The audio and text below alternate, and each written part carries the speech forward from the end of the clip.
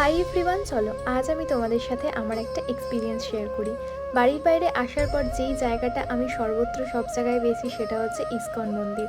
সেদিনকে আমি হঠাৎ করেই ঠিক করে চলে গেছিলাম রাভেতের ইসকন মন্দিরে যাবো বলে। আমি যতটা না এক্সাইটেড ছিলাম, কিন্তু মন্দিরে পৌঁছানোর পর সত্যিই আমার মন ভীষণই ভরে গেছিলো। কারণ এই মন্দিরের ভেতরের প্রত্যেকটার ডিজাইন এতটাই নিখুঁত, আর সমস্ত ডিজাইনটা কিন্তু কাঠের তৈরি। আমি যাওয়ার পরে গিয়ে দেখেছিলাম সেখানে তখনও ভগবত পাঠ শুরু হয়নি। তারপরে কিছুক্ষণ আমি বসলাম, বসার পরে তারপরে খানিকক্ষণ পরে পাঠ শুরু হয়।